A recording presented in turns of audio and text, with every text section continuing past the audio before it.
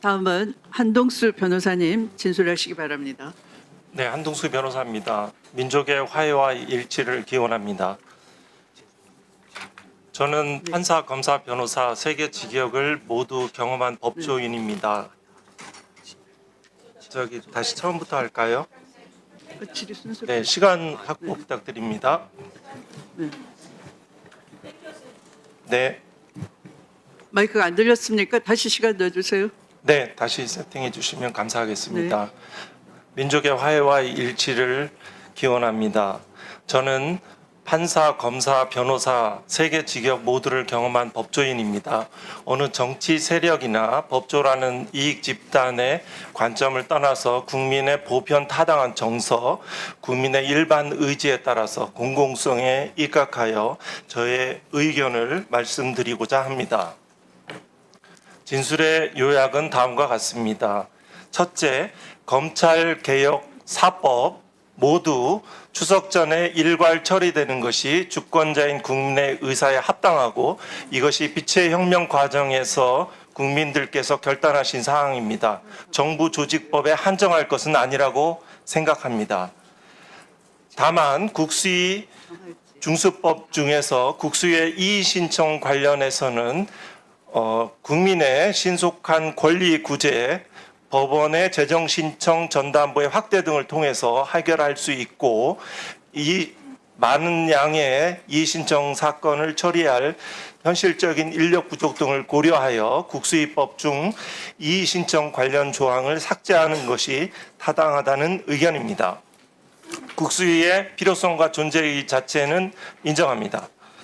소위 경찰 비대화론은 검찰개혁 4법에 대한 현재 법률안과 그리고 수석 전문위원이 작성한 검토 보고서에 대한 충분한 이해 없이 합리적 근거 없는 의견으로 생각됩니다. 주지하시다시피 경찰의 수사권은 동법률안에 따르면 중수청과 국수본으로 권한이 분산되고 검찰의 독점적인 영장 청구권, 영장 신청권이죠. 헌법에는 기소권에 의한 통제들이 이루어지고 현행 형사소송법상으로도 재수사 요청권, 사건 송치 요구권, 징계 요구권, 기록 송부 요구권 등 사실상 실질적으로 강력한 수사 지휘 통제권이 부여되고 있습니다. 이를 검사가 해태한 것이죠. 게을리한 것이죠. 다음 특수한 사례를 일반화시켜서 경찰을 근거 없이 비판하는 측면에서 경찰 정관, 사건 암장, 처리 지연 등의 지적이 있으나 이것은 일단 검찰에도 똑같은 문제가 있다는 점을 대검 감찰부 범죄 비위 정보를 처리하면서 역시 똑같은 사례를 들 수 있습니다. 이 문제는 기본적으로 범죄와 비위 행위에 해당됩니다. 이것은 감찰과 공수처의 수사 영역입니다. 이것을 검찰의 수사권 통제로 이루어진다는 것은 논리적으로 맞지 않습니다. 제도적으로도 이에 부합하는 선례는 찾아보기 어렵습니다. 검찰개혁의 역사적 배경과 필요성에 대해서 간략히 말씀드리겠습니다. 우리나라 검찰은 일제 식민 지배의 도구였고 해방 후에도 국민의 검찰이 아닌 검찰의 검찰로 행세했습니다. 많은 특권과 이익을 누려왔습니다. 토크빌의 말처럼 수사를 통해서 세상을 지배하였습니다. 노무현 대통령은 검찰의 수사 과정에서 돌아가셨습니다. 우리 모두 기억합니다. 서초동 대검 청사 버스에서 내리시던 장면을 기억합니다. 반면 윤석열 검찰총장은 검찰권을 사유해서 대통령이 되었습니다. 더 이상 비리와 범죄를 덮을 수 없게 되자 12상 불법계엄을 자행했습니다. 구속 취소되던 날 서울구치소에서 무장한 경호원에서 걸어나오던 모습을 기억합니다. 이것은 윤석열 검사 개인의 일탈이 아니라 오랫동안 가지고 있었던 검찰의 구조적 모순이 극대화돼서 발현된 것입니다. 진술인으로서 필요한 진술을 하겠습니다. 이 부분 시간 다시 반영해 주시기 바랍니다. 그리고 애초에 진술을 방해하시면 안 됩니다. 박준태 위원님. 박준태 위원님, 진술인이 발언 중에는 위원장을 경유해서 말하세요. 박준태 위원님, 법사위원으로서 품위를 갖추세요. 위원장을 경유해서 위원장을 경유해서 하세요.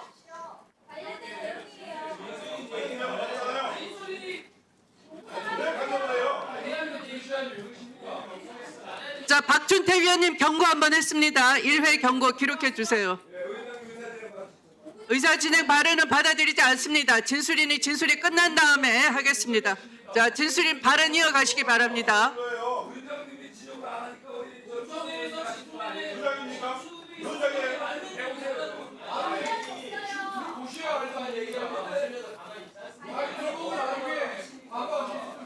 저 위원장님 진술을 계속해도 되겠습니까? 조용히 하세요. 조용히 하세요. 경고합니다. 조용히 하세요. 송석전 의원님. 건건이 의사진행을 방해하십니까? 상습범입니까? 무슨 문제가 있습니까? 문제가 있으면 진술인이 진술 끝난 다음에 발언하시면 되지 않습니까? 토론 기회를 두고 있지 않습니까? 아까 제가 모두의 회의 진행 방식을 알려드렸습니다. 진술인의 진술이 다 끝난 다음에 위원님들이 질문을 하거나 할 기회를 드린다고 했지 않습니까? 최소한 교양이라도 지키세요. 네, 그 세 분의 위원님들 다 국회의원이시긴 하지만 저는 국민의 한 사람으로서 진술인의 권리를 최소한의 의사표를 하는 것입니다. 세 분이 저보다 더 높지 않습니다. 이 자리에서 다시 그 재정 개정안에 대한 의견을 계속 이어가겠습니다. 애초에 장점만이 잠깐만요. 마이크 넣어주시고 진술인에게 1분 더 기회를 드리세요. 네. 감사합니다. 1분 시간을 더 드리겠습니다. 경청해 주셔서 감사합니다. 네. 해도 되겠습니까? 네, 시작하십시오. 네, 애초에 장점만이 존재하고 부작용과 미흡함이 하지 않는 법제도 개혁은 역사상 존재하지 않습니다. 그 실시하고 부작용이 나타나면 수정 보완하는 것이 오랜 민주국가의 역사적 경험과 지혜입니다. 추석 전 정부 조직법 개정 실체와 윤석열 한동훈의 검수원복 시행령에 말씀드리겠습니다. 9월 25일 날 정부 조직법 부분을 통과 예정이라는 보도를 보았습니다. 행안부 소속으로 중수청을 둔다, 검찰청을 공소청으로 바꾼다라는 것이 주된 내용이 되겠습니다. 검사를 공소관으로 바꿀지 여부에 대해서는 언급이 없었습니다. 국민들은 검사, 검찰청에 대해서 지긋지긋하게 생각해서 그 검찰청이 폐지되는 마당에 검사라는 명칭이 존재하는 것에 대해서는 여러 가지 이견이 있을 것 같습니다. 윤석열 한동훈의 검수원복 시행령 부분은 법을 무시하면서 법을 위반하는 검찰 조직의 특수성, 검찰은 더 이상 신뢰할 수 없는 조직이라는 점을 여실히 보여주고 있습니다. 중수처법에 대해서 말씀드리겠습니다. 검토 보고서 중 대체로 다 충실하게 잘 이해되어 있습니다. 또 보수적이고 굉장히 신중하게 하는 것이 법사위 전문위원들의 보고서로 알고 있는데 그럼에도 불구하고 즉각적인 보완에서 충분히 통과 가능하다고 생각되었습니다. 중수청을 행안부에 둬야 한다는 몇 가지 근거에 대해서만 추가해서 말씀드리겠습니다. 중수청도 경찰이므로 행안부에 두는 것이 논리적입니다. 법무부에 두면 한 지붕 두 가족, 그 1가구 2주택 등으로 검찰이 더욱 강화되고 지금과 달리 그 검찰 개혁을 바라지 않는 정치 세력이 득세하게 되면 사정 변경이 되면 중수청과 검찰청이 다시 합쳐질, 공수청이 다시 합쳐질 위험성이 현실화될 수 있다라고 합니다. 공수청법에 대해서 말씀드립니다. 공수청법 중에 대해서 특별히 문제될 것이 보이지 않습니다. 그 입법적인 결단 사항으로 봅니다. 국수입법 관련해서는 조금 전 말씀드렸듯이 수사기관 간의 관할 중법과 조정에 관한 문제, 그리고 수사 사무 감사 및 주요 비위 사건에 대한 감찰 등에 있어서 그 필요성과 존재의 의미를 보여줍니다. 이 신청 부분 삭제 의견 드렸습니다. 직접 보완 수사권에 돼야 된다는 점에 대해서는 OECD 회원국가 중 검사가 자체 수사 인력을 가지고 수사를 하는 나라는 4개의 나라뿐입니다. 일본 검토 보고서에 기재되어 있습니다. 일본, 한국, 벨기에, 멕시코입니다. 나머지 OECD 회원국들은 이러한 것들을 하고 있지 않습니다. 보안 수사라는 수식이 돼 있지만 보안 수사도 엄연히 수사입니다. 검찰은 끊임없이 보안 수사를 빌미로 해서 동일성과 단일성의 제한 요건도 현실적인 통제 수단이 없습니다. 끊임없이 수사 부서와 수사 인력을 확대해 나갈 것입니다. 역사적 경험입니다. 그것을 외면하고 마치 무색투명한 제도 설계를 하는 것은 주권자의 의사에 부합하지 않습니다. 나머지 보안수사 관련 나머지 사항은 제가 25년 7월 18자 칼럼에 기재되어 있습니다. 이렇게 묻고 싶습니다. 경찰이 보안수사를 하면 검사보다 시간이 오래 걸리고 수사 능력이 떨어집니까? 검사는 사법고시를 합격해서 수사 능력이 더 뛰어나고 공정합니까? 경찰은 학벌이 떨어져서 수사 능력이 떨어지고 인권 침해 소지와 부패 위험이 많습니까? 네, 검찰개혁의 완성은 헌법에 규정된 검사의 독점적인 영장 청구권을 삭제하는 것으로 완성된다고 생각합니다. 감사합니다. 네, 수고하셨습니다. 자, 그러면 지금부터 잠시만 주목해 주시기 바랍니다. 제가 구독자분들을 위해서 선물 하나를 준비했는데요. 제가 항상 여러분들께 드리는 말씀이 있습니다. 뉴스만 평소에 잘 챙겨보셔도 돈이 되고 돈을 벌 수 있다라고 말씀을 드렸는데요. 여러분들은 여기 보시는 삼성전자 뉴스를 보고 어떤 생각이 드세요? 아니면 정치인들의 뉴스, 날씨 뉴스를 보고는 어떤 생각이 드시나요? 그냥 뉴스만 보고 끝내는지 아니면 이 뉴스를 어떻게 이용할 수 있는지 이 부분을 고민하고 계시는지를 되물어보고 싶습니다. 그 이유가 뭐냐 하면 제가 지난번에 여러분들께 뭐라고 말씀을 드렸었죠? 지금은 반도체 섹터를 눈여겨보셔야 한다고 말씀드렸습니다. 그리고 나서 이런 썸네일들 뉴스를 통해서 많이 보셨을 겁니다. 반도체 내용이 이슈가 됐을 때 부자들은 어떻게 생각한다?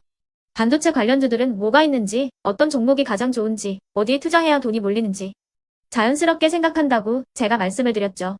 그 이유가 뭐냐 하면 부자들이 봤을 때는 이슈가 곧 돈으로 이어지고 그 이슈가 나에게 돈을 벌어준다는 경험적 확신이 있기 때문에 부자들은 항상 이런 사회적 이슈를 관심 있게 챙겨본다고 제가 말씀을 드렸습니다. 이번에도 마찬가지인데요. 제가 지난번에 시청자분들과 함께하는 주식으로 수익 내기 이벤트를 진행했었죠. 당연히 100% 무료로 진행을 했었고요.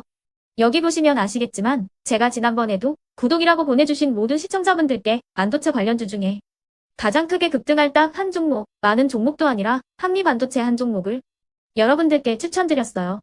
그러면서 여기 나와 있는 대로 정확히 얼마에 매수해야 하는지 그리고 수익률이 어느 정도 나왔을 때 팔아야 하는지를 이런 부분들까지 여러분들에게 정확히 알려드렸었는데 지금 실제로 어떻게 되었다? 오른쪽을 보시면 아시겠지만 제가 지난번 문자 발송으로 이 한미 반도체를 소개해드리고 나서 실제로 이렇게 5배 이상 어마무시한 상승이 나왔습니다.